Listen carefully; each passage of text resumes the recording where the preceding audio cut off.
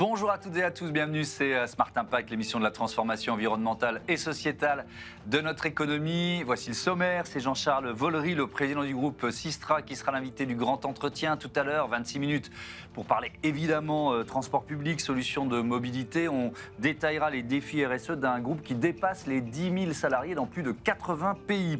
Mais d'abord, je reçois Samuel Mayol, qui est maître de conférence à l'université Paris 13 Nord. Il alerte sur la crise des universités, les conséquences du manque de financement et le respect de la laïcité. Notre débat il sera consacré à cette étude sur les tendances, les priorités, les directions des achats. On verra quelles sont les conséquences du développement de l'intelligence artificielle. Et puis, on se demandera si les objectifs RSE sont mis en sommeil. Et puis, dans notre rubrique Start-up et innovation, je vous présenterai Ernesti, plateforme qui met en relation les étudiants et les personnes âgées en perte d'autonomie. Voilà pour les titres. C'est l'heure de Smart Impact.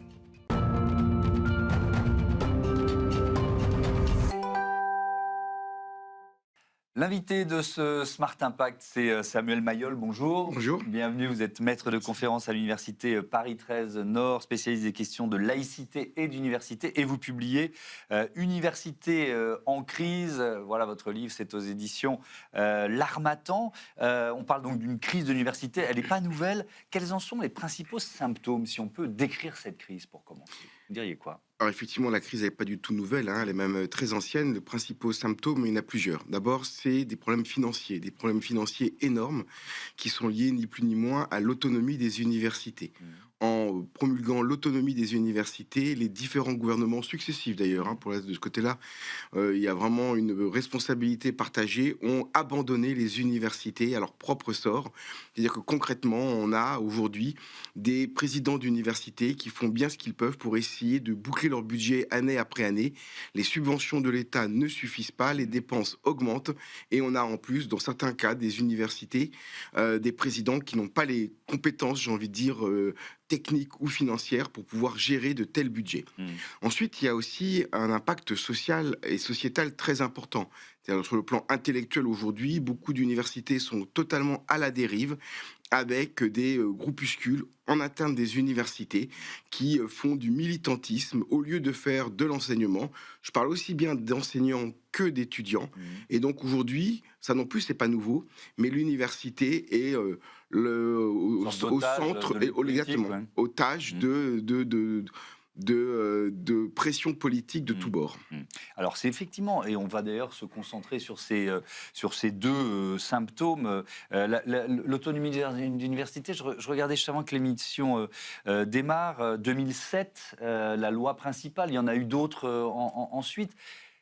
C'est quoi? C'est parce que ça transforme les directeurs d'université en managers, ils doivent chercher des sources de financement. Qu'est-ce que ça change profondément? Oui, c'est exactement ça. Alors déjà, l'autonomie, on pourrait la remonter beaucoup plus loin, en 1968, au moment où on a vraiment réformé l'université et où on a souhaité mettre en place une démocratie universitaire avec de votes au sein des conseils d'administration, donc de différentes personnes qui sont représentées, les étudiants, les enseignants et compagnie. Et donc ça, c'est un processus qui a débuté à ce moment-là. Effectivement, après 2007, qu'on a appelé la loi d'autonomie des universités, qui là a donné une autonomie notamment financière et politique au président. Concrètement, à partir du moment où une université est passée à l'autonomie, l'État lui donne de l'argent qui correspond exactement au montant qu'elle a eu le jour où elle est passée à l'autonomie. Et ce montant-là ne bouge plus depuis des années.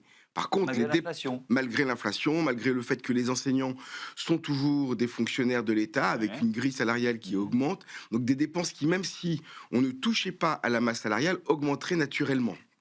Plus un certain nombre de problèmes liés au bâtiment, donc un certain nombre d'éléments. Et effectivement, les présidents d'université aujourd'hui, eh bien, à travers la taxe d'apprentissage notamment, ou des formations en apprentissage, vont développer des fonds propres au sein de leur université pour pouvoir boucler les budgets. Or, l'apprentissage, aujourd'hui, est également en train de s'effondrer. Et donc, les budgets sont aujourd'hui incomplets. Alors, c'est un fléau réel, je ne le sous-estime pas. Mais on peut aussi se dire que le fait qu'il y ait des partenariats avec le privé, ça peut être un atout, parce qu'on a souvent reproché aux universités d'être un peu dans leur bulle, de ne pas suffisamment préparer les étudiants à la vie réelle, au monde de l'entreprise. Alors, c'est là où finalement on arrive dans la deuxième partie du problème des universités, c'est qu'aujourd'hui, vous avez des personnes qui, au sein de l'université, et notamment des syndicats enseignants, qui refusent précisément ce partenariat. Moi, j'ai dirigé un IUT pendant 10 ans. Pendant 10 ans, j'ai cherché des fonds propres, et régulièrement, le reproche qu'on me faisait, c'était de vouloir privatiser mon IUT, parce que précisément, j'allais chercher des fonds, qui en plus d'ailleurs, étaient même pas des fonds privés en réalité, parce que lorsqu'une entreprise donne de la taxe professionnelle ou de la taxe d'apprentissage, en réalité, elle paye un impôt qui est obligatoire pour elle, et en réalité, l'université n'est ni plus ni moins que collecteur d'impôts dans ce cas-là. Bon.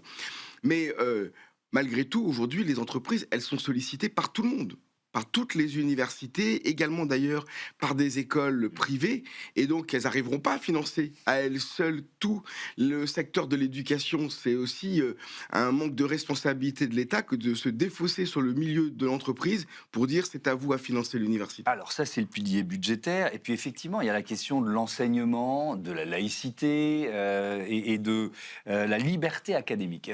Vous nous dites quoi ? Elle est menacée aujourd'hui ? Alors en fait, la liberté académique, elle est importante. Il est important aujourd'hui de considérer qu'à l'université, il y a effectivement, aussi bien du point de vue des enseignants que des étudiants, une liberté d'expression.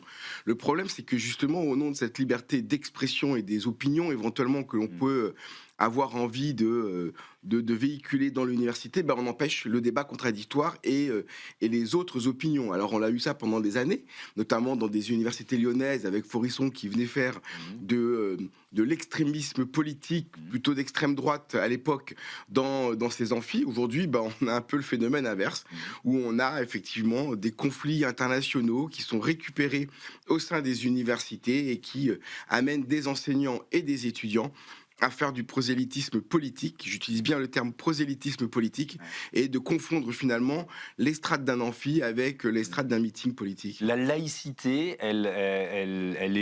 c'est vraiment en train de devenir un enjeu central à l'université. Est-ce qu'elle est mal comprise par justement la génération des, on va dire 15-25 ? Parce qu'il y a aussi des questions au lycée, évidemment. Elle est mal comprise quand elle est mal expliquée, en réalité.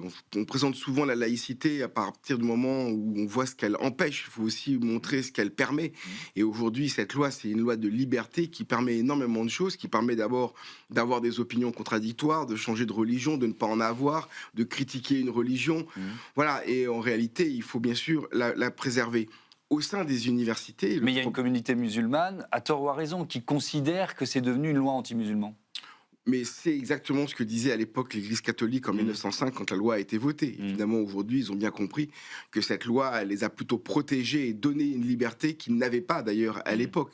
Donc, voilà, peut-être qu'aujourd'hui, toutes les religions n'ont pas encore compris ce message. Elles finiront bien par le comprendre parce que cette loi, elle leur permet précisément des libertés qu'elles n'auraient pas dans d'autres pays où la laïcité n'existe pas. Ça va jusqu'à des menaces contre certains professeurs aujourd'hui ? Oui, ça va sur des menaces, des pressions, des volontés d'emprise dans les cours. Voilà, il y a beaucoup de dérives. Vous parlez de pluralisme réel. Alors ça rejoint ce qu'on a dit sur la liberté académique, j'imagine, mais je veux bien que vous détailliez de quoi il s'agit et comment on peut le protéger, tout simplement. En fait, aujourd'hui, notre pays précisément, il permet cette pluralité d'opinions, ce pluralisme de pensée. L'université a toujours été un lieu où on pouvait précisément l'exprimer, et je pense que c'est important. Mais au nom de ce pluralisme, il ne faut pas empêcher précisément que d'autres puissent avoir des opinions contradictoires. Et aujourd'hui, on constate quand même que dans certaines universités, il n'est pas possible d'avoir une opinion dissidente de l'opinion majoritaire. Qui doit protéger cette liberté académique, ce pluralisme réel ? Moi, je pense que l'État doit reprendre la main sur les universités aujourd'hui. Donc, on sort de l'autonomie, en fait. En tout cas, on l'encadre. On l'encadre fortement. Vous savez qu'aujourd'hui, sur 40 membres d'un conseil d'administration d'université, l'État n'a qu'un représentant. Donc, il est important que l'État reprenne la main, qu'on encadre l'autonomie, éventuellement d'ailleurs qu'on en retire une partie, effectivement, et surtout qu'on contrôle. Vous savez, si aujourd'hui une ville, une collectivité, un village dérive sur le plan budgétaire, par exemple, la préfecture reprend immédiatement la main et peut même mettre sous tutelle une commune. Aujourd'hui, c'est pas le cas pour les universités, en tout cas, c'est pas fait. Et moi, j'appelle aujourd'hui les représentants de l'État à reprendre la main sur l'université, aux parlementaires, à reprendre la main. Vous savez, cet ouvrage dont vous avez parlé, j'ai prévenu l'ensemble des députés et des sénateurs que j'avais écrit un ouvrage. En leur disant, l'université va mal, j'ai écrit un ouvrage, je suis prêt à venir vous rencontrer, à vous offrir mon ouvrage et à en parler avec vous. J'ai envoyé ça à tous les députés et tous les sénateurs. Vous avez eu combien de réponses ? Naïvement, je me suis dit, ça va me coûter un fric de dingue, puisqu'ils vont tous le vouloir. J'ai eu 3 réponses. Bon. Ça, voilà. C'est pas bon signe. Ça veut dire quoi ? Je reviens sur cette place de l'État. Vous parliez des conseils. Il faut rééquilibrer la gouvernance ?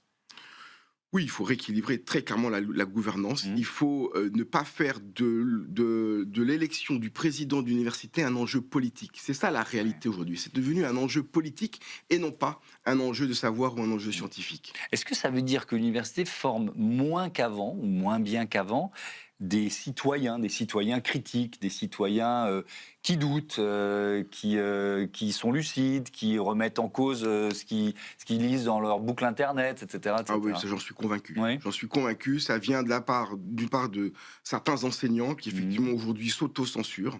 Très clairement, dans les universités, parce qu'ils ne veulent pas avoir de problème. Ça vient aussi de groupuscules d'étudiants qui, eux, contestent en permanence les enseignements et ne sont plus dans l'état d'esprit d'un étudiant qui vient acquérir un savoir ou acquérir une connaissance. Voilà. On en fait dès le départ un enjeu politique. Et alors, je reviens sur, parce que pendant que vous disiez ça tout à l'heure, le fait que l'État reprenne la main, très bien, j'entends l'argument, mais alors, on peut avoir un risque d'élection d'un extrême ou de l'autre à la tête de la France.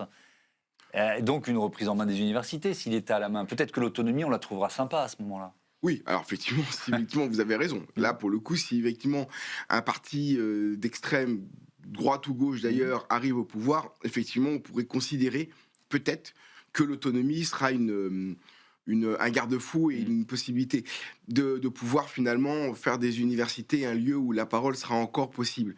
Le problème, c'est qu'aujourd'hui, ces extrêmes sont déjà présents dans les universités. Et là, aujourd'hui, c'est pas l'État qui est extrême, c'est bien ce qui se passe dans les universités. Merci beaucoup Samuel Mayol, c'était passionnant. Votre livre Université en crise, je le remonte, on l'a en images, en infographie, et donc publié aux éditions L'Harmattan. Merci à bientôt, beaucoup. Merci encore. On passe tout de suite au débat de ce Smart Impact. On va parler des directions des achats. Quelle place la RSE trouve dans les achats C'était un bilan de l'année 2025 et on se projette sur l'année 2026.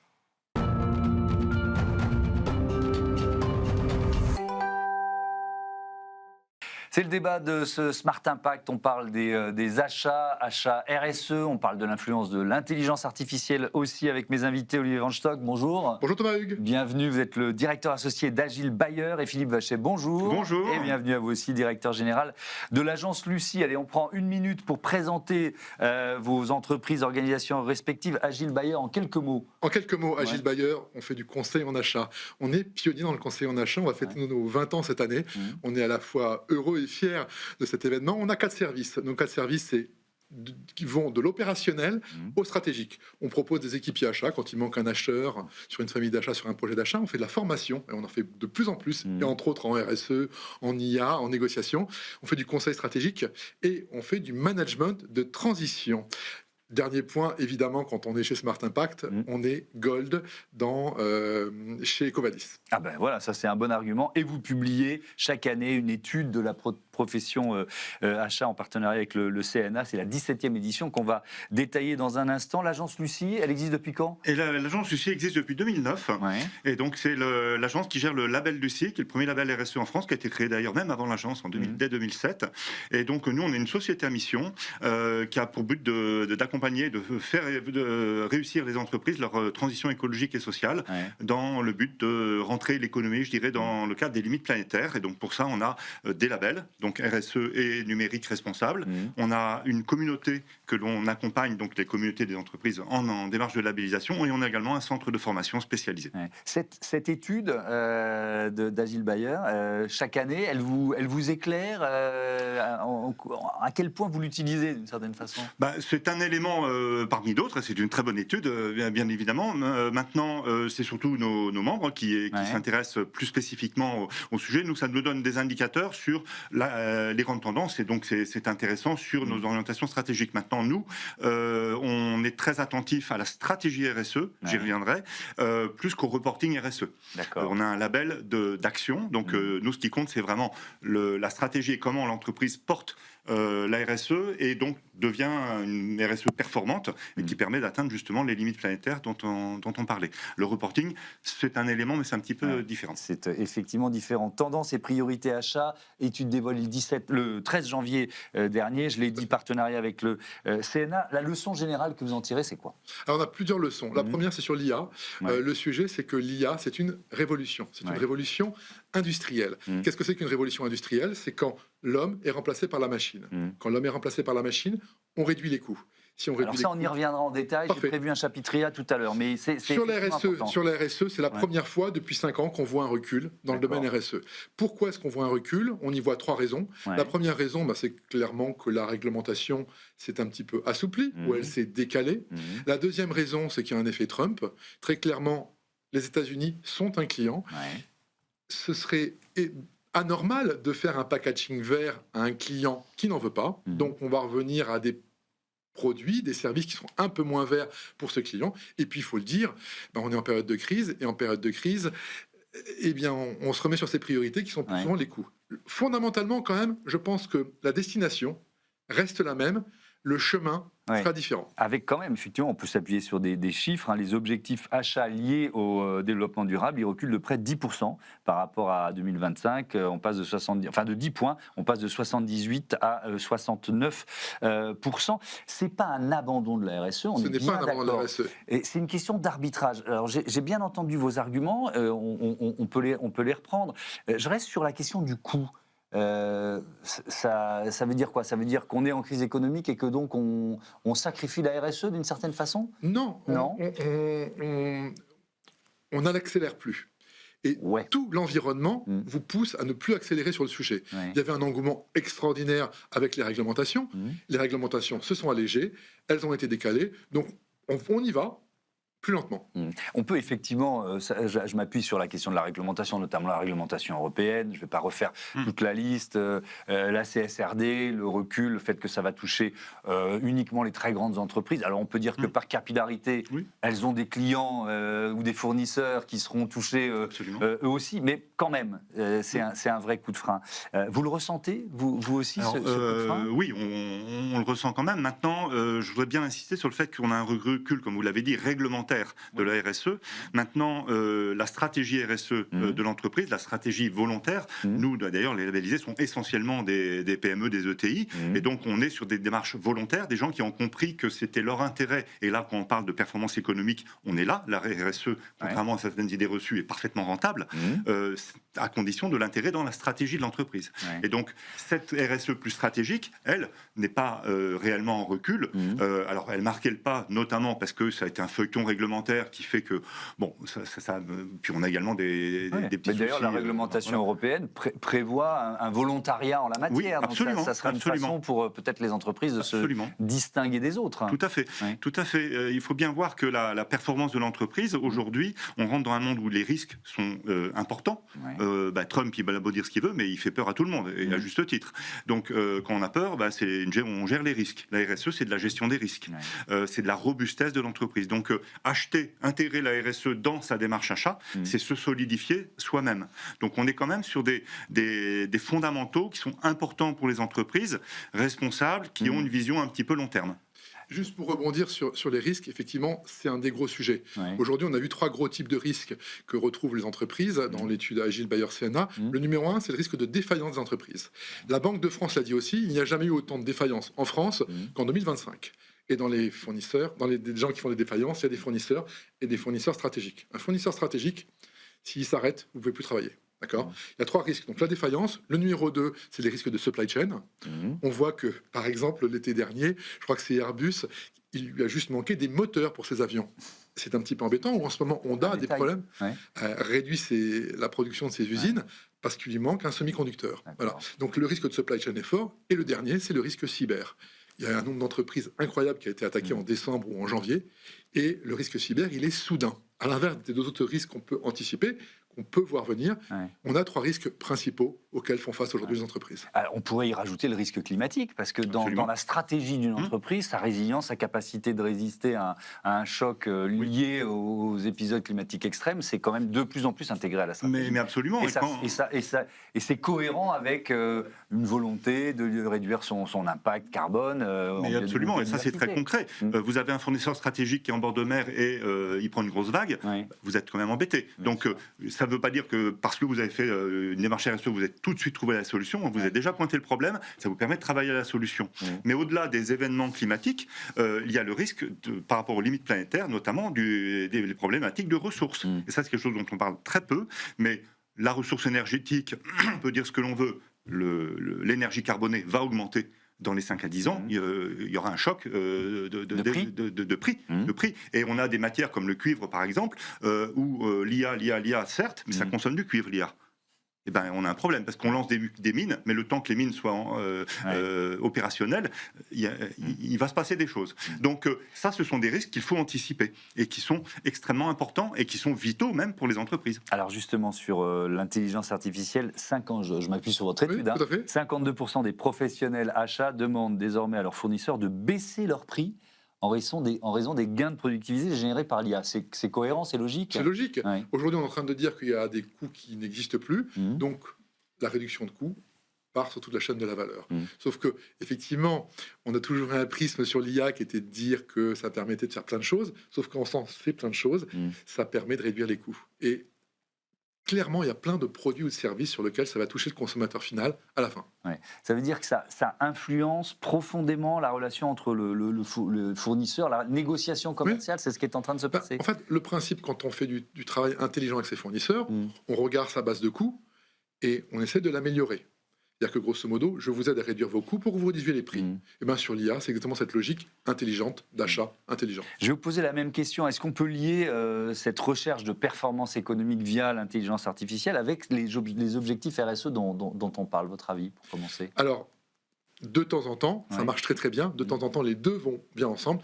De temps en temps, ils peuvent être contradictoires. Voilà. Donc, il y a plein de démarches RSE qui sont conjointes avec une réduction de coûts. Si par exemple, le grand classique, eh bien, votre transporteur fait un trajet plus court pour aller distribuer les produits, eh bien, naturellement, ça lui coûte moins cher et l'impact RSE est plus faible. Il y a d'autres endroits où effectivement, il peut y avoir un coût au départ. Sachant qu'il ne faut pas regarder que le prisme coût, il faut regarder le prisme vente. On achète pour vendre, d'accord ? Et de temps en temps, acheter plus cher fait gagner de la valeur à l'entreprise. Si demain vous achetez local pour vendre local, vous pouvez acheter plus cher, mais là vous avez un bon impact RSE et surtout, votre client est content parce que vous achetez localement.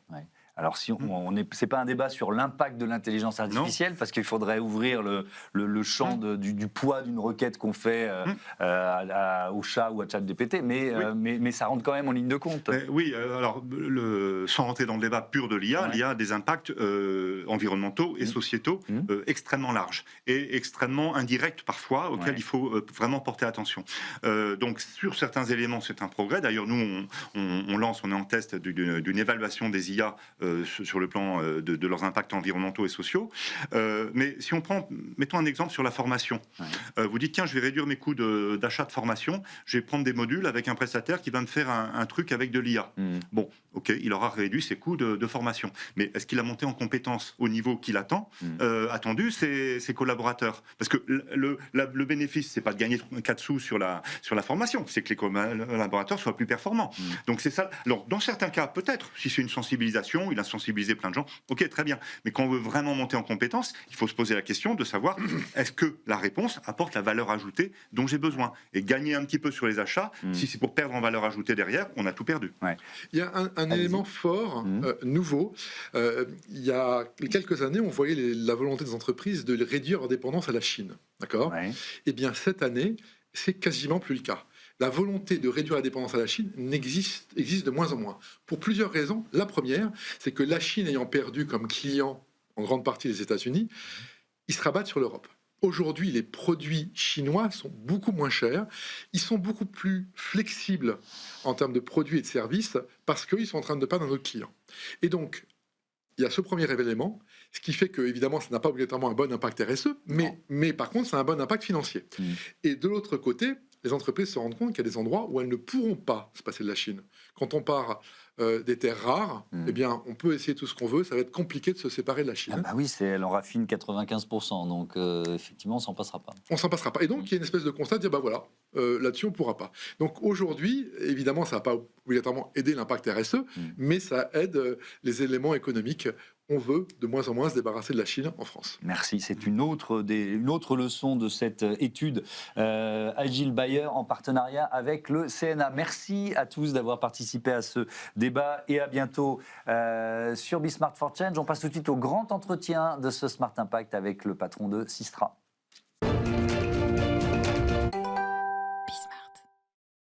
Prêt pour l'impact, c'est la question que je pose chaque jour à une personnalité qui compte dans notre économie. Je reçois aujourd'hui Jean-Charles Vollery. Bonjour. Bonjour. Bienvenue. Vous êtes le président du groupe Systra. 30 ans de carrière, c'est ça, dans le groupe ? Et oui, c'est ma 30e année, ma seule et unique société. 30 ans de carrière dans le groupe Systra. Comment vous l'avez vu évoluer ? Vous l'avez vu beaucoup grandir ? Alors déjà, quand je suis arrivé chez Systra en 96, on était moins de 1000.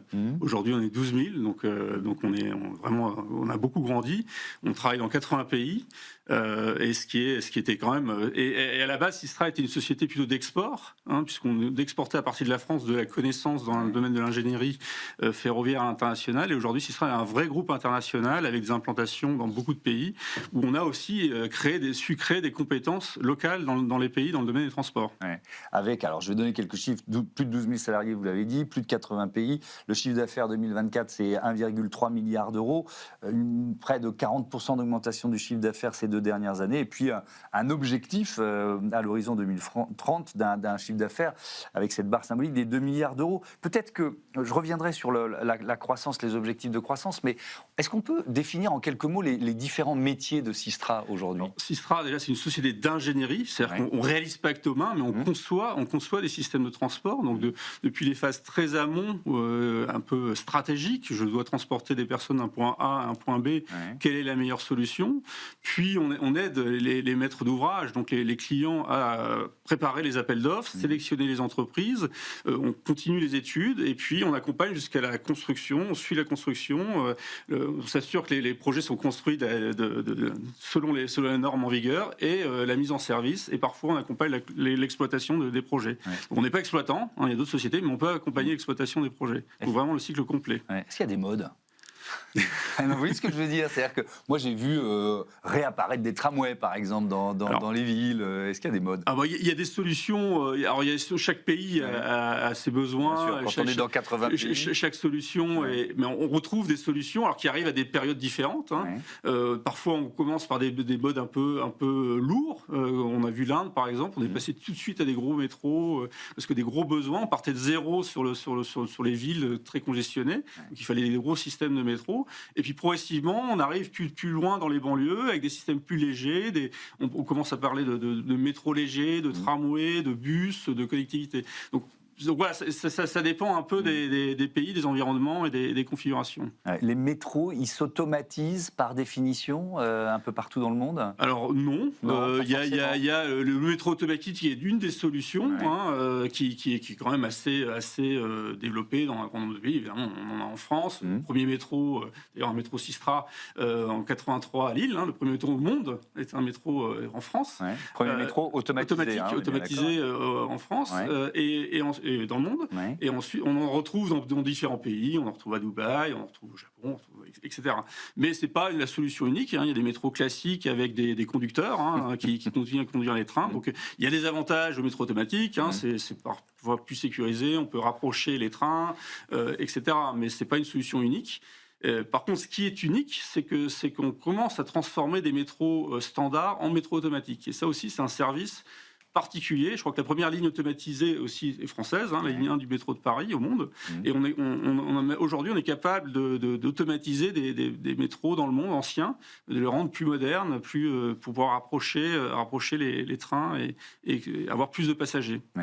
Je reprends les chiffres d'augmentation du chiffre d'affaires sur ces 2 dernières années et puis cet objectif de milliards d'euros à l'horizon 2030. Qu'est-ce qui tire la croissance de Systra ? Ce qui tire la croissance, c'est le besoin de transport. En fait, on voit l'urbanisation l'urbanisation dans le monde augmente. Aujourd'hui, je crois qu'il y a 50% des personnes qui habitent dans des villes. D'ici 2050, il y en aura 7 sur 10. Donc ça veut dire 2 à 3 milliards de personnes en plus dans les villes, donc des besoins de transport gigantesques. Et c'est une nécessité économique, mais aussi une nécessité environnementale. Vous parlez d'impact. On a besoin de transport plus décarboné. Et ça, c'est une réalité. Donc il y a un besoin, il y a une nécessité économique, il y a une nécessité environnementale. Donc on voit quelque part une croissance à l'infini dans le domaine des transports publics. Ça veut dire que c'est mécanique. Quand une ville grandit, elle développe son infrastructure de transport. J'enfonce une porte ouverte, mais... elle n'a pas vraiment le choix. Alors, il y en a qui ont tardé parce qu'il y a des problèmes économiques, d'organisation, politiques, mais finalement, on se rend compte que toutes les grandes villes n'ont pas le choix. Elles ont besoin de transporter les gens, d'amener les gens au travail, dans les écoles, dans les hôpitaux, faire des courses. Et le transport, la voiture, n'est pas une solution infinie. Alors, je reviens sur la question, évidemment, on va beaucoup parler d'impact, impact environnemental, impact sociétal dans notre interview. Je disais 3 décennies de carrière dans le groupe Systra. Ces enjeux-là, vous les avez vus apparaître il y a combien de temps ? Alors, on en parle vraiment, je veux dire, d'une manière structurée depuis, on va dire, une dizaine d'années. Les accords de Paris. Oui, voilà, les accords de Paris, même avant, ça commençait à être un sujet. Oui, il y a eu le Grenelle de l'environnement un peu avant. Cela dit, chez Systra, moi, jeune ingénieur chez Systra, on cherchait déjà à optimiser les projets. Alors, pas forcément avec l'angle uniquement environnemental, mais on essayait de réduire l'impact de nos projets dans les villes, et on a notamment développé des solutions techniques qui ont évolué, qui sont maintenant exploitées partout dans le monde, de viaducs notamment, qui permettent d'économiser 30% de matériaux. Donc sur les métros, on économise 30% de béton. Quand vous économisez 30% de béton, évidemment, vous décarbonez d'une certaine manière vos transports. Donc c'est des projets optimisés, mais qui optimisent aussi l'impact environnemental. Alors on va essayer d'être concret. Je prends un projet là, sur lequel vous travaillez. Comment vous intégrez justement les objectifs environnementaux à ce projet? Alors, on parle beaucoup d'éco-conception. Est-ce que c'est systématique? Est-ce que ça rentre systématiquement dans votre grille de lecture aujourd'hui? En tant que, on est leader dans le domaine des transports publics au niveau mondial, donc on a quelque part une obligation d'influencer, de pousser nos clients. Alors certains clients ont déjà des environnements, des encadrements, des besoins, des demandes précises dès leur appel d'offres sur la réalisation de projets éco-conçus, moins impactants, etc. D'autres ne l'ont pas encore. C'est une question de développement ou de priorité. Vous leur soufflez l'idée? Mais nous, on se doit de leur souffler l'idée. Donc pour moi, ce que je souhaite, et je pousse nos équipes partout dans le monde, c'est à chaque fois, même si le client ne pose pas la question, il faut se la poser. Alors la solution n'est pas forcément évidente ou pas forcément adaptée, mais il faut proposer au client. Donc nous, dès les phases amont, et c'est là l'intérêt quand on est impliqué dès les phases très amont, c'est d'intégrer l'étude d'impact environnemental très en amont.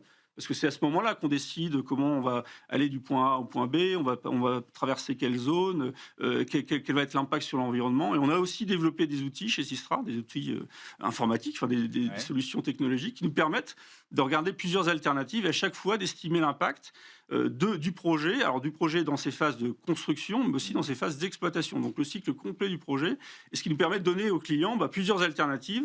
Voilà, si on fait ce type de projet, l'impact sera celui-là, et sinon un autre impact.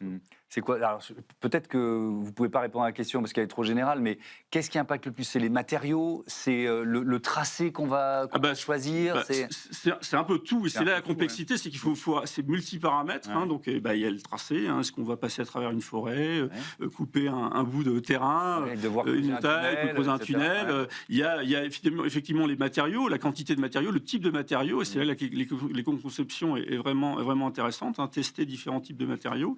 Et ensuite, il y a la réalisation, parce qu'il faut des camions, des équipements pour apporter, pour bouger les matériaux, pour construire, etc. Et ensuite, donc il y a la réalisation, et ensuite il y a l'exploitation, quel niveau d'énergie vous utilisez, etc., etc. Donc c'est vraiment le cycle complet. Et la force d'outils comme Carbon Tracker chez Systra, c'est de nous permettre vraiment de tester l'ensemble du cycle, l'impact sur l'ensemble du cycle des projets.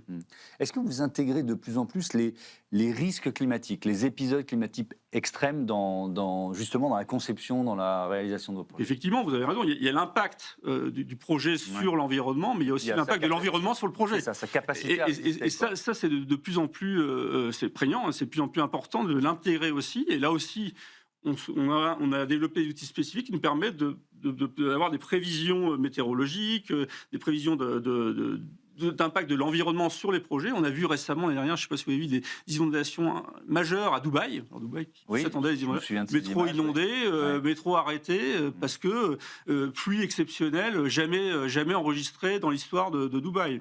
Donc, avant, on travaillait sur des modèles passés, sur l'expérience passée. Maintenant, on doit prévoir l'avenir. Et là aussi, on a des outils, la Medvis, par exemple, qui nous permettent de prévoir l'évolution de la température, l'évolution de l'hydrologie dans certaines zones, etc. Oui, parce que quand on construit un métro, il est là pour des décennies. Hein. Ah oui, espérons, le métro de Paris, espérons plus d'un siècle. Donc effectivement, faut dire. Vous travaillez d'ailleurs là-dessus avec l'Indian Institute of Technology, c'est ça, pour intégrer cette question de risque climatique. C'est l'intérêt d'être une entreprise mondiale comme ça. Vous allez chercher les expertises dans différents lieux. Nous, évidemment, on a des partenariats. Vous mentionnez en Inde, qui est un très très grand pays pour Systra. Un quart de nos employés sont indiens, donc c'est important. Moi-même, j'y ai passé 7 ans. Donc c'est un pays très important. Donc, c'est un pays dans lequel aussi on construit beaucoup de métros. Hein. On a des métros dans toutes les villes, des dizaines de lignes de métro. Donc il y a un vrai sujet. Hein. Et c'est vrai que l'impact environnemental et RSE vient progressivement. C'était pas forcément la priorité numéro 1 quand ils ont commencé, mais aujourd'hui c'est de plus en plus important. Donc on s'associe effectivement à des instituts, des universités. On investit aussi sur des programmes de recherche.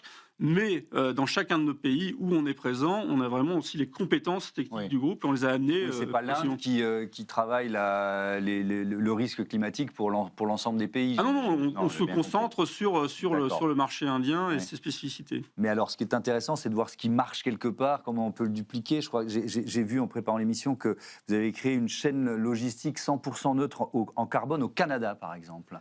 Alors, avec quel levier, comment vous arrivez à ce chiffre-là? Alors, on développe, on est organisé en business unit, hein, chacun de nos pays a aussi une capacité d'innovation et de développement, et on essaie après évidemment de dupliquer l'utilisation de ces outils partout dans le groupe. Alors le Canada a recherché plusieurs outils, notamment sur l'électrification des bus, des transports. Hein. On a développé l'optimisation, comment électrifier les systèmes de bus, donc de les décarboner complètement. Ça en fait partie, et on travaille également vous savez, il y a beaucoup de transport de fret au Canada, sur des solutions pour limiter ou réduire l'impact carbone de ces projets de transport de fret. Ouais. Est-ce que ça veut dire que la mobilité durable, vous avez un peu répondu tout à l'heure en disant que tous les pays ne sont pas au même degré de maturité, mais est-ce que finalement c'est pas un levier de développement économique majeur, pour parler de croissance prévisible dans la décennie à venir, un levier de croissance économique majeur, ce simple concept de mobilité durable?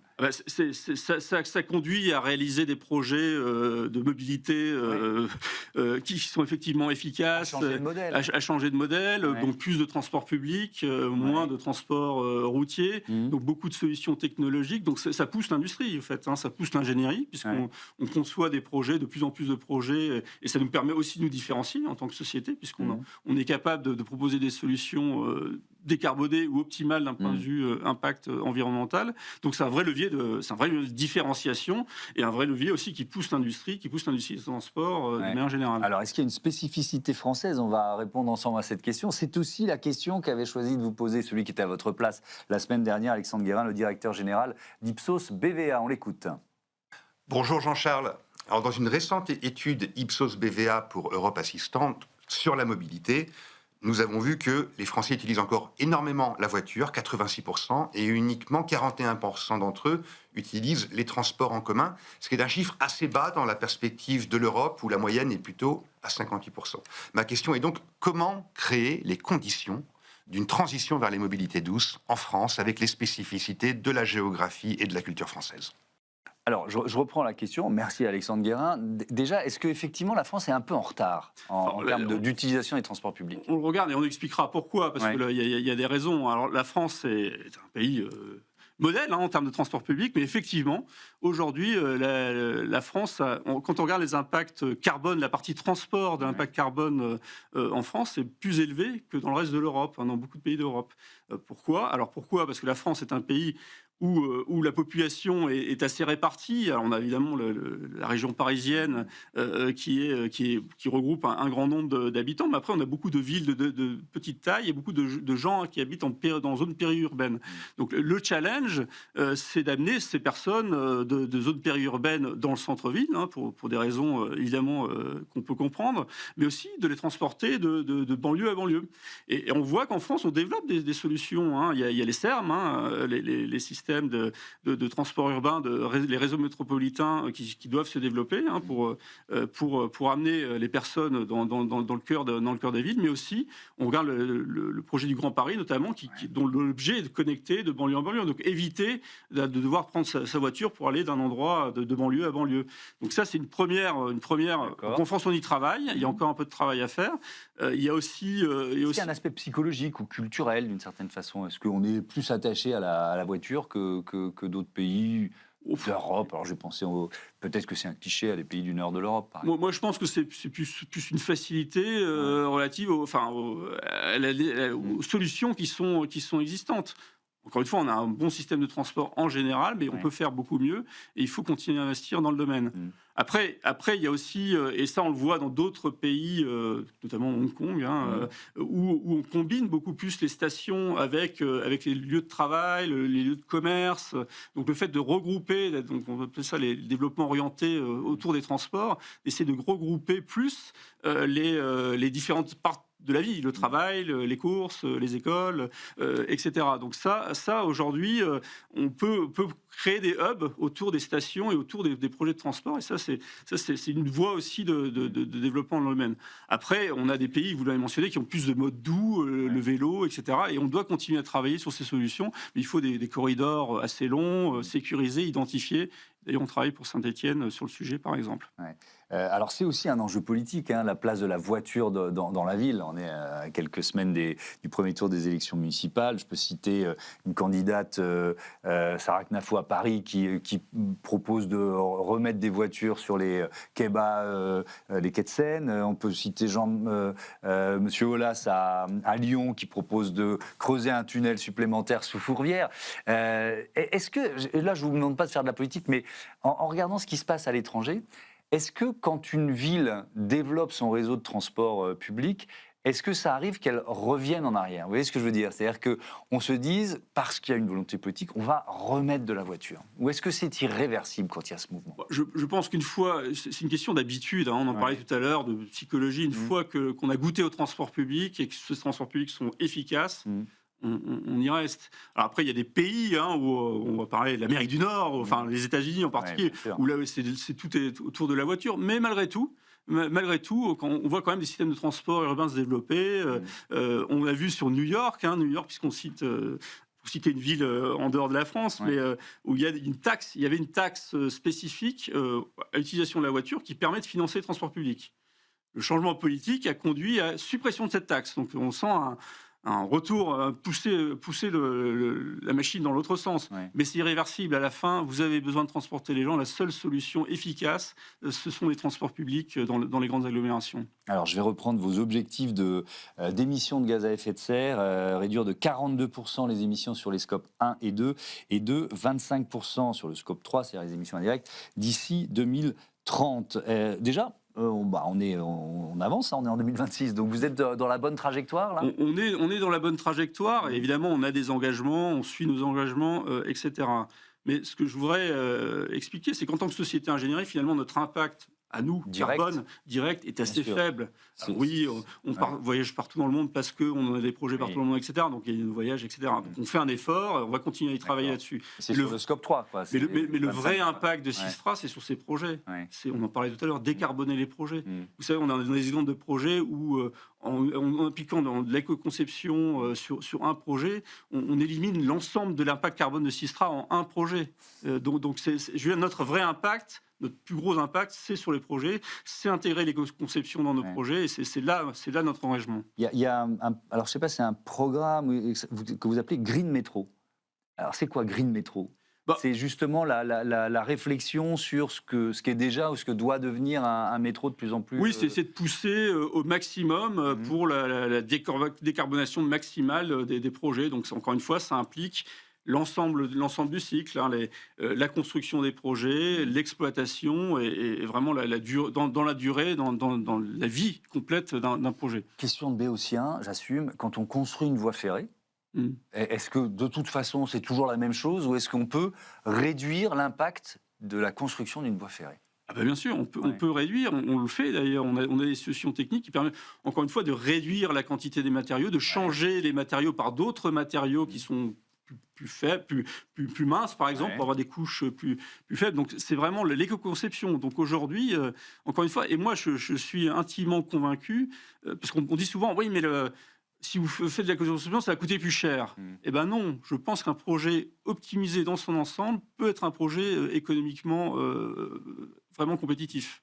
Est-ce qu'il y a une part d'économie circulaire dans cette logique-là ? Alors, je reste sur les matériaux, le fait de réutiliser des matériaux sur des chantiers, etc. Par exemple. Alors, traditionnellement, un projet de ferroviaire, il y a la réutilisation de matériaux parce qu'on retire du terrain d'endroit.